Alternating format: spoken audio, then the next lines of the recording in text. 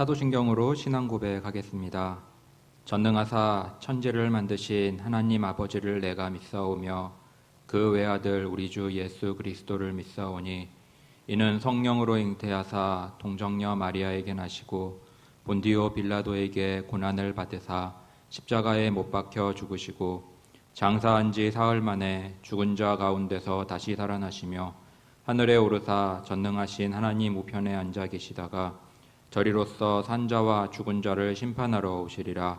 성령을 믿사오며 거룩한 공회와 성도가 서로 교통하는 것과 죄를 사하여 주시는 것과 몸이 다시 사는 것과 영원히 사는 것을 믿사옵나이다. 아멘. 찬송가 138장입니다. 138장입니다.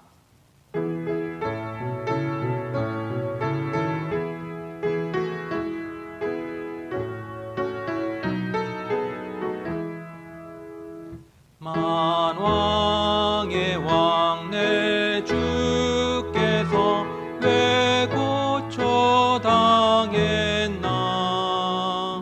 이 벌레 같은 날 위에 그 보혈을 흘렸네. 십자가 내가 처음 볼 때에 나의 맘의 큰 고통 사라져. 오늘 믿고서 내 눈 밝았네. 참 내 기쁨 영원하도다. 주 십자가 못 박힘은 속죄함 아닌가. 그 긍휼함과 그 은혜 말할 수 없도다. 십자가 내가 처음 볼 때에 나의 맘의 큰 고통 사라져. 오늘 믿고서 내 눈 밝았네. 참 내 기쁨 영원하도다. 늘 울어도 그 큰 은혜 다 갚을 수 없네. 나 주님께 몸 바쳐서 주의 일 힘쓰리. 십자가 내가 처음 볼 때에 나의 맘의 큰 고통 사라져. 오늘 믿고서 내 눈 밝았네. 참 내 기쁨 영원하도다. 아멘. 147장입니다. 147장입니다.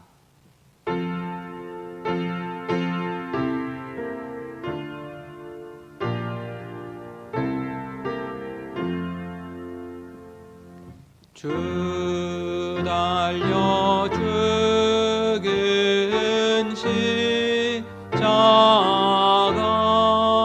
십자가 우리가 생각할 때에 세상에 속한 욕심을 헛된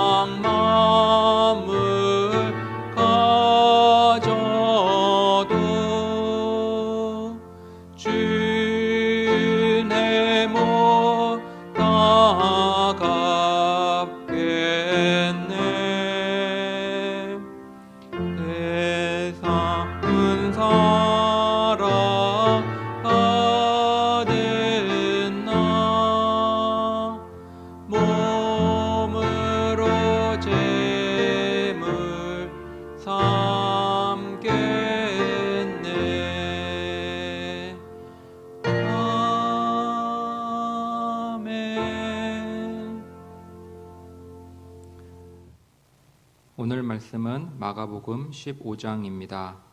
마가복음 15장 합독하시겠습니다. 새벽에 대제사장들이 즉시 장로들과 서기관들 곧 온 공회로 더불어 의논하고 예수를 결박하여 끌고 가서 빌라도에게 넘겨주니 빌라도가 묻되 내가 유대인의 왕이냐? 예수께서 대답하여 가라사대 내 말이 옳도다 하시매 대제사장들이 여러 가지로 고소하는지라 빌라도가 또 물어 가로되 아무 대답도 없느냐? 저희가 얼마나 많은 것으로 너로 고소하는가 보라 하되 예수께서 다시 아무 말씀도 대답지 아니하시니 빌라도가 기이히 여기더라. 명절을 당하면 백성에 구하는 대로 죄수 하나를 놓아주는 전례가 있더니 밀란을 꾸미고 이 밀란에 살인하고 포박된 자 중에 바라바라 하는 자가 있는지라. 무리가 나아가서 전례대로 하여 주기를 구한대 빌라도가 대답하여 가로되 너희는 내가 유대인의 왕을 너희에게 놓아 주기를 원하느냐 하니 이는 저가 대제사장들이 시기로 예수를 넘겨준 줄 알미러라. 그러나 대제사장들이 무리를 충동하여 도리어 바라바를 놓아 달라 하게 하니 빌라도가 또 대답하여 가로되 그러면 너희가 유대인의 왕이라 하는 이는 내가 어떻게 하랴? 저희가 다시 소리 지르되 저를 십자가에 못 박게 하소서. 빌라도가 가로되 어찌미뇨 무슨 악한 일을 하였느냐 하니 더욱 소리 지르되 십자가에 못 박게 하소서 하는지라. 빌라도가 무리에게 만족을 주고자 하여 바라바는 놓아주고 예수는 채찍질하고 십자가에 못 박히게 넘겨주니라. 군병들이 예수를 끌고 브라이도리온이라는 뜰 안으로 들어가서 온 군대를 모으고 예수에게 자색 옷을 입히고 가시 면류관을 엮어 씌우고 예하여 가로되 유대인의 왕이여 평안할지어다 하고 갈대로 그의 머리를 치며 침을 뱉으며 꿇어 절하더라. 희롱을 다한 후 자색 옷을 벗기고 도로 그의 옷을 입히고 십자가에 못 박으려고 끌고 나가니라. 마침 알렉산더와 루포의 아비인 구레네 사람 시몬이 시골로서 와서 지나가는데 저희가 그를 억지로 같이 가게 하여 예수의 십자가를 지우고 예수를 끌고 골고다라 하는 곳 번역하면 해골의 곳에 이르러 모략을 탄 포도주를 주었으나 예수께서 받지 아니하시니라. 십자가에 못 박고 그 옷을 나눌세 누가 어느 것을 얻을까 하여 제비를 뽑더라. 때가 제3시가 되어 십자가에 못 박으니라. 그 위에 있는 죄패에 유대인의 왕이라 썼고 강도 둘을 예수와 함께 십자가에 못 박으니 하나는 그의 우편에 하나는 좌편에 있더라. 지나가는 자들은 자기 머리를 흔들며 예수를 모욕하여 가로되 아하 성전을 헐고 사흘에 짓는 자여 내가 너를 구원하여 십자가에서 내려오라 하고 그와 같이 대제사장들도 서기관들과 함께 희롱하며 서로 말하되 저가 남은 구원하였으되 자기는 구원할 수 없도다. 이스라엘의 왕 그리스도가 지금 십자가에서 내려와 우리로 보고 믿게 할지어다 하며 함께 십자가에 못 박힌 자들도 예수를 욕하더라. 제6시가 되매 온 땅에 어둠이 임하여 제9시까지 계속하더니 제9시에 예수께서 크게 소리 지르시되 엘리 엘리 라마 사박다니 하시니 이를 번역하면 나의 하나님 어찌하여 나를 버리셨나이까 하는 뜻이라. 곁에 섰던 자 중 어떤 이들이 듣고 가로되 보라 엘리야를 부른다 하고 한 사람이 달려가서 해용의 신 포도주를 머금게 하여 갈대에 꿰어 마시우고 가로되 가만두어라 엘리야가 와서 저를 내려주나 보자 하더라. 예수께서 큰 소리를 지르시고 운명하시다. 이에 성소 휘장이 위로부터 아래까지 찢어져 둘이 되니라. 예수를 향하여 섰던 백부장이 그렇게 운명하심을 보고 가로되 이 사람은 진실로 하나님의 아들이었도다 하더라. 멀리서 바라보는 여자들도 있는데 그 중에 막달라 마리아와 또 작은 야고보와 요새의 어머니 마리아와 또 살로메가 있었으니 이들은 예수께서 갈릴리에 계실 때에 쫓아 섬기던 자요. 또 이 외에도 예수와 함께 예루살렘에 올라온 여자가 많이 있었더라. 이날은 예비일 곧 안식일 전날이므로 저물었을 때에 아리마대 사람 요셉이 와서 당돌히 빌라도에게 들어가 예수의 시체를 달라 하니 이 사람은 존귀한 공회원이요 하나님의 나라를 기다리는 자라. 빌라도는 예수께서 벌써 죽었을까 하고 이상히 여겨 백부장을 불러 죽은 지 오래냐 묻고 백부장에게 알아본 후에 요셉에게 시체를 내어 주는지라. 요셉이 세마포를 사고 예수를 내려다가 이것으로 싸서 바위 속에 판 무덤에 넣어두고 돌을 굴려 무덤 문에 놓음에 때에 막달라 마리아와 요새의 어머니 마리아가 예수 둔 곳을 보더라. 아멘.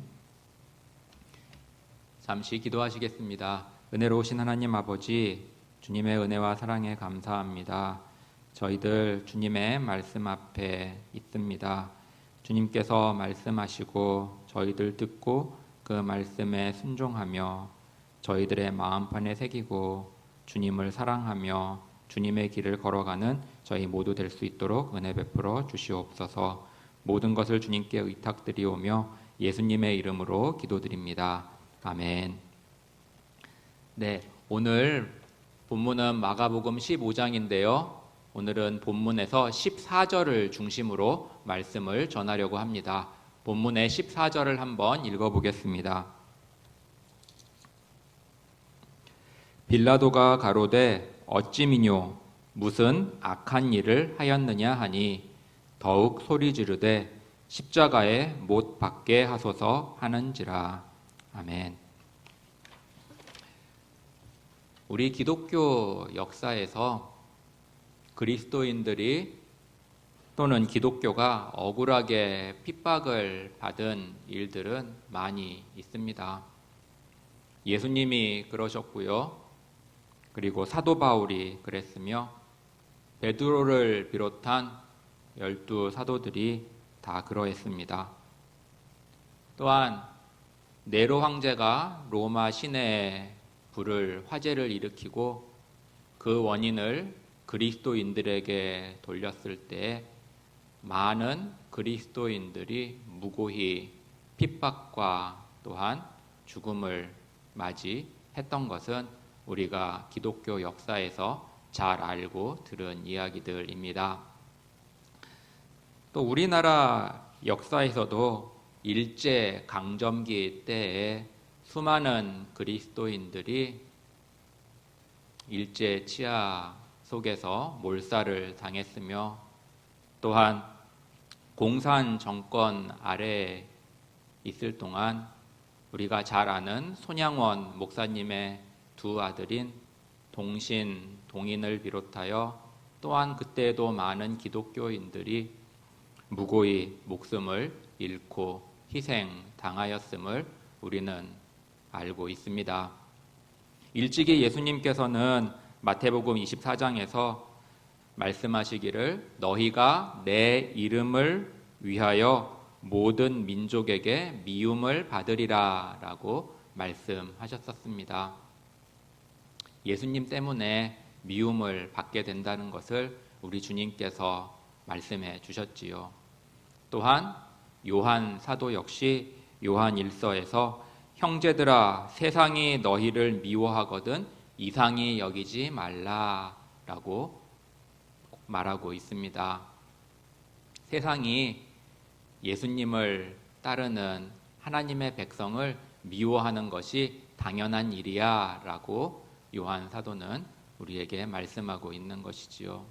이처럼 예수님도 말씀하시고 또한 사도도 말씀하신 것처럼 세상과 그리스도인들은 짝할 수 없는 그러한 존재들이며 세상은 그리스도를 미워하고 또한 그리스도를 따르는 그리스도인들을 미워하는 것이 지금까지 기독교 역사에서 있어 왔고 또 앞으로도 그럴 것임은 자명합니다. 오늘 본문 14절에는 빌라도라는 인물이 등장합니다. 이 빌라도라는 인물은 기독교 역사에서 길이길이 그 이름이 남을 사람이지요. 우리가 매주일 또는 예배 때 신앙을 고백하는 이 사도신경에서 이 사람의 이름이 등장하고요. 또한 니케아 신경이라고 하는 그러한 신학 고백서에도 이 빌라도란 이름이 등장합니다. 이 빌라도 영어로는 폰티오스 파일럿이라고 하고요. 그리고 라틴어 로마어죠. 로마어로는 폰티우스 필라투스라는 이 인물입니다. 빌라도는 주후 26년에서 36년간 이 유대의 총독으로 재임했던 인물입니다. 주로 그 재임 기간이 5년이었는데 이 빌라도는 10년을 한 거 봐서 한 번 더 이 총독으로 재임을 연임했던 것 같아요. 기록에 의하면 이 빌라도라는 이 인물은 로마에 대한 충성심이 대단했으며 그리고 무자비한 폭정으로 인해서 많은 유다 사람들, 모든 유대인들에게 반감을 샀던 인물이라고 전해지고 있습니다. 그도 그럴 것이 유대 민족은 유일신이신 하나님을 섬기는 민족이었는데 거기에 대고 이 로마 황제를 신으로 추앙하는 이 로마에 대한 그 충성심, 그리고 또 그 로마에 항거하는 그 유대인들을 무자비한 폭정으로 억눌렀던 그러한 빌라도는 유대인들에게 있어서 싫은 존재고 반감을 살 수밖에 없었던 존재였겠죠. 오늘 보면은 14절에서 빌라도가 이렇게 말합니다. 빌라도가 가로되 어찌미뇨 무슨 악한 일을 하였느냐 하니, 빌라도가 자기의 그 법정 앞에 선 예수 그리스도를 보았습니다. 이 피의자로 기소된 예수 그리스도를 보아하니 그것은 이 유대인들의 또한 대제사장들의 이 대제사장의 시기로 말미암아 고소당한 것이 분명해 보였습니다. 그래서 법적으로나 또는 다른 무엇으로나 하등 잘못이 없었던 것을 빌라도는 일순간에 알게 되었습니다. 그래서 물은 것이죠. 이 사람이 무슨 악한 일을 하였느냐라고 말이죠. 여기서 악한 일에 대해서 이 단어를 사용한 것이 이 카코스라는 단어예요. 이 카코스라는 단어에 반대되는 단어가 칼로스거든요. 이 칼로스는 예전에 이 자동차 이름으로도 나왔던 그러한 이름이기도 한데요. 이 칼로스라는 이 단어의 뜻은 굿입니다. 굿, 좋은, 선한.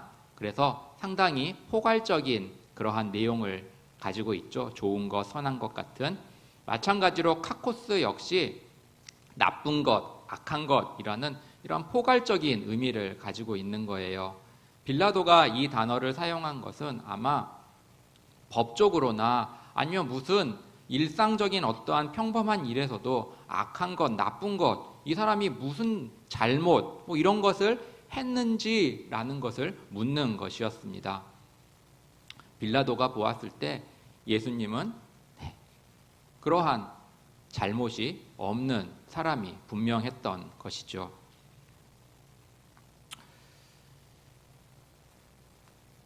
그런데 사람들은 외칩니다. 14절에 보면 더욱 소리 지르되 십자가에 못 박게 하소서. 군중들은 그 앞에서 소리쳤어요. 더욱더 소리를 높였습니다. 저를 십자가에 못 박으소서라고 말이죠. 이게 예나 지금이나 다를 바 없는 그러한 정치적인 사안 같습니다. 정치하는 사람들은 무엇에 민감하죠? 여론에 민감합니다. 그래서 오늘날도 마찬가지 않습니까? 대통령의 여론조사, 여당의 여론조사, 야당의 여론조사, 이렇게 여론조사에서 지지율이 오르락 내리락 하느냐에 따라서 거기에 따라서 정치인들이 반응을 민감하게 하는 것이 오늘날의 현실이기도 합니다. 정치인들의 관심은 대의를 따르기보다는 대세를 따르며 자신의 정치 생명이 이어지기를, 유지되기를, 또한 정치적 입지가 올라가고 공고히 되는 것에 더 관심이 많은 것 같아요. 그래서 많은 사람들의 정치인들이 대의를 따르기보다는 군중들의 만족을, 여론의 지지를 받기 위한 대세를 따르는 것이 예나 지금이나 똑같은 것 같습니다. 그래서 오늘 15절에 보면은 이렇게 말씀하고 있습니다. 빌라도가 무리에게 만족을 주고자 하여. 그렇죠. 정치인인 이 빌라도가 유대인들에게 만족을 주고자 했다라고 성경은 말씀하고 있습니다. 빌라도에게 있어서 예수님은 좋은 희생 제물이 되었던 거예요. 왜냐하면 아까도 말씀드렸듯이 유대인들에게 있어서 빌라도의 지지율은 형편없었습니다. 단지 로마에서 봤을 때 빌라도는 그 로마에 대한 충성심이 강했기 때문에 유다의 총독으로 적합한 인물로 여겨져서 그 자리에 있을 수는 있겠지만 그 총독으로 다스리고 있는 그 백성들인 유다 백성들에게 있어서 빌라도는 어서속히 이 총독의 자리에서 물러나야 하는 그러한 인물이었던 것이죠. 그러한 빌라도도 자신의 그러한 입지, 그러한 여론을 아마 간파하고 있었을 것입니다. 그때 마침 예수라는 이 사람이 기소되어 법정 앞에 섰고 사람들이 그를 십자가에 못 박으라고 더욱더 아우성을 치는 것입니다. 그래서 이 빌라도는 자신의 정치적인 위기를 모면하기 위해 예수 그리스도를 그렇게 군중이 원하는 대로 그렇게 넘겨주는 그러한 일을 하게 되지요. 반면에 우리 예수님은 어떠셨나요? 우리 예수님은 그 법정 앞에 섰을 때, 그리고 최고의 법정 기관에서 선고를 내릴 수 있는 총독 앞에 섰을 때 묵묵히 계셨습니다. 빌라도가 예수님께 말했죠. 내가 너를 놓아줄 수도 있는 권세가 있는지도 알지 못하느냐. 빌라도는 그렇게 권세 있는 자였습니다. 그러나 예수님께서는 그 앞에서 자신을 변호하지 않으셨고 그저 묵묵히 계셨습니다. 그것은 예수님께서 가장 1순위에, 가장 우선순위에 두고 계셨던 것은 하나님의 뜻이셨기 때문이었죠. 예수님 자신이 억울한가 억울하지 않은가는 문제가 되지 않았습니다. 예수님에게 있어서 중요한 것은 하나님의 뜻이 이루어지느냐, 그것이 가장 최우선적인 것이었죠. 그러면 여기서 우리 자신을 한번 살펴보면 좋겠습니다. 우리는 어떻습니까? 우리의 삶에 있어서 대부분의 경우 예수 그리스도가 욕을 먹었으면 욕을 먹었지 내가 욕을 먹는 것은 못 참는 그러한 일들이 얼마나 많았는지요. 예수 그리스도가 비난을 받았으면 받았지 내가 비난받는 것을 못 참는 일들이 얼마나 많았는지요. 교회가 욕을 먹으면 먹었지 내가 욕을 먹는 거 못 참는 일들이 얼마나 비일비재했는지요. 교회가 비난을 받으면 받았지 내가 비난받는 것을 못 참는 것은 얼마나 많았는지요. 군중들은 소리쳤습니다. 저를 십자가에 못 박으라 라고요. 이 십자가라는 이 사형 방법은 사실 로마 정부에게 있어서도, 이 로마의 원로원들, 그러한 사람들에게 보기에 있어서도 끔찍한 처형 방법이었기 때문에 이 원로원 중에서도 이 십자가형을 없애자라는 의견들이 있을 정도였습니다.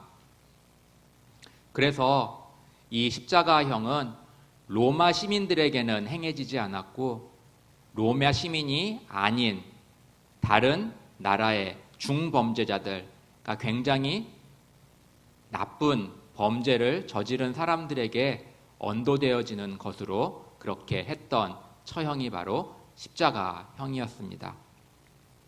그런데 군중들은 그 십자가형을 아무 죄도 없는 예수 그리스도에게 언도하라고 빌라도를 추궁하며 소리 지르고 있는 것이었습니다. 이와 같은 억울한 함은 예수님 이후에 바울 사도에게도 마찬가지로 일어났습니다. 우리가 사도행전을 지금 금요 성령 집회 때 목사님을 통해 말씀을 살펴보고 있지만, 사도 바울 역시 억울하게 사람들에 의해서 모함을 받고 고소당하여 수없이 많은 위기를 겪었고, 또한 사람들이 그를 죽이기 위해서 그렇게 모의를 하고 또 소리쳤던 그러한 것들을 겪었던 인물이 바로 사도 바울입니다. 본인의 입으로도 40의 하나 가만매를 3번이나 맞았다라고 하는 정도로 바울은 그렇게 억울하게 큰 시련과 핍박을 겪었던 인물이기도 해요. 그런데 바울이 디모데후서 4장 8절에서 이렇게 고백을 하는 것을 우리는 보게 됩니다. 이제후로는 나를 위하여 의의 면류관이 예비되었으므로 주 곧 의로우신 재판장이 그날에 내게 주실 것이니 내게만 아니라 주의 나타나심을 사모하는 모든 자에게니라. 사도 바울이 바라보았던 것은 세상 법정의 심판이 아니었습니다. 사도 바울이 자신의 변호를 해주실 수 있는 옳은 분은 바로 주 하나님, 의로우신 재판장이라고 하였습니다. 사도 바울은 알고 있었던 거예요. 이 세상의 그러한 판결, 이런 것들은 아무것도 아님을 말이죠. 진짜 완전하고 온전한 판결은 의로우신 재판장 되시는 주님께 있다는 것을 바울은 알고 있었던 것입니다. 우리 세상의 역사도 그렇지 않습니까? 역사의 평가는 정권이 바뀌면 그에 따라 역사의 평가가 바뀌기도 합니다. 또 시대가 변하면 또 그 시대에 맞춰 그 역사의 평가가 변하기도 하는 것을 우리는 보아왔습니다. 예를 들어 전 정권에 있어서 죄인이었고 반역자였던 사람들이 정권이 바뀌고 나서 영웅이 된 경우들 우리는 보지 않았습니까? 또 정권이 바뀌면 다시 그 사람들이 또 죄인으로 돌아가기도 하고요. 이처럼 세상의 평가는 돌고 돕니다. 그러나 온전한, 완전한 평가는 오직 의로우신 재판장 되시는 우리 주님께 있음을 우리는 기억해야 할 것입니다. 우리는 우리의 평가를 사람에게 들으려 하지 말아야 합니다. 우리의 평가를 의로우신 재판장 되신 주님께 듣는 그날을 소망하며 우리는 우리의 길을 걸어가야 할 것입니다. 우리는 이 땅의 평가에 대해서 일희일비하지 말아야 합니다. 우리에게는 의로우신 재판장의 판결이 남아 있습니다. 신앙이 깊어지면 깊어질수록 의로우신 재판장 되시는 주님의 온전한 판결을 바라보게 되어 있습니다. 우리가 지금 가는 이 길에 우리는 여론에 의해 또는 정치에 의해 비록 어려움, 비난과 비판을 받고 있지만 우리 의로우신 재판장 되시는 우리 주님께서 우리에게 온전하시고 완전하신 판결을 내려주실 것을 바라보며 주님의 자녀로 묵묵히 걸어가는 우리가 되면 좋겠습니다. 복음성가의 가사에 이런 찬양이 있습니다. 우리가 걷는 이 길은 보기에 좁고 험하며 찾는 이 매우 적어서 외롭지만 이 길 끝에는 우리 주님이 계셔 우리를 그 품에 안아주시리.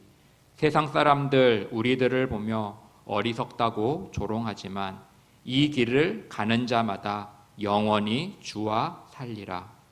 우리는 함께 이 길을 선택한 형제 자매여 영원한 주의 나라의 백성이기에 서로 도우며 서로 손을 잡아주며 이 길을 함께 걸어갑시다. 세상 사람들 우리들을 보며 어리석다고 조롱하지만 이 길을 가는 자마다 영원히 주와 살리라. 그렇습니다. 우리의 길은 세상이 비웃고 조롱하지만 이 길은 바로 우리 주님의 가신 영광의 길이요 그리고 우리 모든 하나님의 백성이 갈아야 할 그 길입니다. 우리에게 주어진 이 귀한 하나님의 자녀라는 신분, 그것을 기억하며 오늘도 또한 우리가 이 생명을 다하는 그날까지 우리 주님의 길을 묵묵히 걸어가며 주님의 영광이 되는 삶을 살아가는 우리 모두가 되기를 주님의 이름으로 축복합니다. 기도하겠습니다. 좋으신 하나님 아버지, 우리가 이 세상의 소리와 평가에 기뻐했다, 슬퍼했다 하는 그러한 사람이 되지 않게 하시고 오직 의로우신 재판장 되시는 우리 주님의 그날에 내리실 그 판결을 바라보며 소망하며 우리에게 주어진 길을 걷는 저희들 되게 하옵소서. 우리 예수님께서 주님의 뜻을 가장 우선순위에 두셨던 것처럼 저희도 하나님의 뜻을, 우리 주님의 뜻을 우리 삶의 우선순위에 두고 그대로 그를 위해 살아가는 저희들의 삶이 될 수 있도록 은혜 베풀어 주시옵소서. 모든 것 주님께 감사드리며 또 의탁드리오며 예수님의 이름으로 기도드립니다. 아멘. 주기도문 하시겠습니다. 하늘에 계신 우리 아버지여, 이름이 거룩히 여김을 받으시오며 나라가 임하옵시며 뜻이 하늘에서 이루어진 것 같이 땅에서도 이루어지이다. 오늘날 우리에게 일용할 양식을 주옵시고 우리가 우리에게 죄 지은 자를 사하여 준 것 같이 우리의 죄를 사하여 주옵시고 우리를 시험에 들게 하지 마옵시고 다만 악에서 구하옵소서. 대개 나라와 권세와 영광이 아버지께 영원히 있사옵나이다. 아멘.